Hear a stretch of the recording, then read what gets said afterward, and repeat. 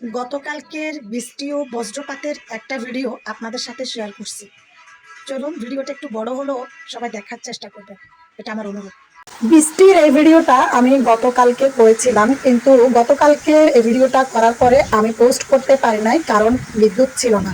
দুপুর থেকে এরকম ভারী বজ্র বৃষ্টি শুরু হয়, কিন্তু তখনই কারেন্ট চলে যায়।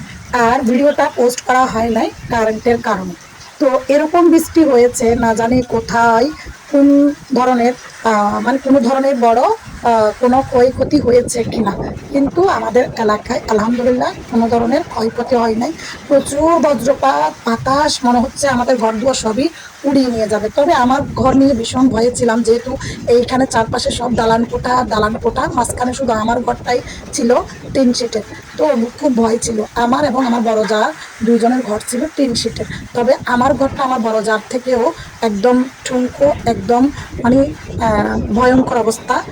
একটু বাতাস হলে মনে হচ্ছে যেন আমরা ঘরের চাল সহ একসাথে সবাই মিলে উড়ে যাবো। তবে যাই হোক, আমাকে নিয়ে ভয় নেই, আমি ভীষণ মোটা।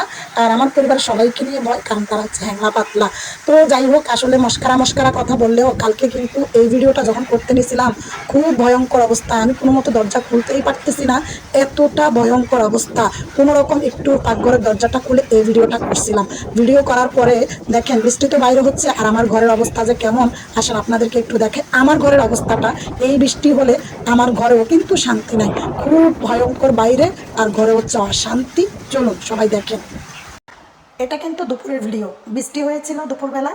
আর বৃষ্টি হওয়ার সাথে সাথে আমরা যেখানে যেখানে বৃষ্টি হচ্ছে সেখানে জিনিসপত্র বসিয়ে দেওয়ার চেষ্টা করতেছি। দেখেন সম্পূর্ণ টিনগুলা ভাঙা ছিদ্র, কারণ পিছনের বাড়ির ওয়ালাদের বাঁশ গাছ আছে, এই বাঁশের কারণে আমার সবগুলো টিন নষ্ট হয়ে যাচ্ছে। তারপরে তাদের ছাদ থেকে বিড়াল কুকুর সব লাফ দিয়ে টিনের উপর নামে। মানে এক প্রকার ধরতে গেলে আমরা নির্যাতনের শিকার। তারপরে কিছু করার নাই, যেহেতু আমাদের টাকা নেই। তারপর বৃষ্টি পড়ার সাথে সাথে রান্নাঘর দিয়ে পানি ঢুকে যাচ্ছে দেওয়ালের ভিতর দিয়ে। তো এটাও মানে আবার ভেঙে চলে এগুলো ঠিক করতে হবে। কতবার যে ঠিক করছি, তারপরেও মানে আমরা এই বিপদ থেকে কোনো মতো রক্ষা পাচ্ছি না। আসলে সব কিছু হচ্ছে টাকার উপর নির্ভরশীল।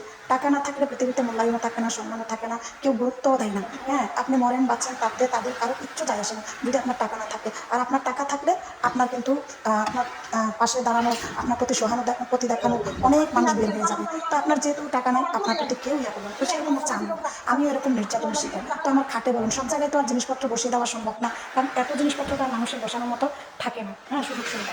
তো আমার প্রায় 3টা গামলা, বড় বড় এরকম 3টা গামলা 3 জায়গায় বসিয়ে দেওয়া হয়েছে। আর বড় বড় বালতি, বড় বড় হাঁড়ি পাতিল যেগুলো ছিল সেগুলো বসিয়ে দিচ্ছি।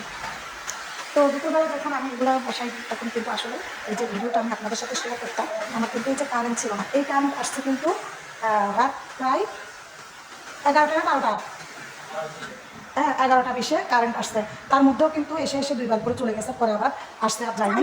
তো যাই হোক, এটা আমি গতকালকের ভিডিও আজকে আপনাদের সাথে পোস্ট করতে হচ্ছে। মানে এরকম একটা অবস্থা, কারণ তখন তো মানুষ বিপদ, আসলে বিপদের সময় তো কোনো কিছু শেয়ার করা যায় না। বিপদ কেটে যাওয়ার পরে সব কিছুই শেয়ার করা যায়। এবং যখন ঘরে চোর আসে তখন কিন্তু বুদ্ধি থাকে না, চোর গেলে বুদ্ধি বাড়ে। আর বিপদ আসলে তখন হয়তো তখন মাথা ঠিক থাকে না, বা বিপদ সামলানোর জন্য আমরা ব্যস্ত থাকি, এই একটা অবস্থা। তো আমার ঘরের সবগুলো চাল ছিদ্র আপনারা তো দেখছেন। হ্যাঁ, এই কোন কাহিনী আমি কার সাথে শেয়ার করি বলেন? দুঃখে দুঃখে জিন্দেগিটা আমার ভরা। তো যাই হোক, সবাই ভালো থাকবেন, ভিডিওটা শেয়ার করে সবাই সহযোগিতা করবেন। আপনাদের সকলের কাছে সহযোগিতা কামনা। আমার এই ভিডিওটা শেয়ার করে আপনারা আমার পাশে থাকার চেষ্টা করবেন। যারা পেজ এবং টিকটক আইডি ইউটিউব ফলো করেন নাই, তারা ফলো করবেন। তো আল্লাহ হাফেজ, আসসালামু আলাইকুম। সবাই আমার জন্য দোয়া করবেন। সবাই ভালো থাকেন, সুস্থ থাকেন।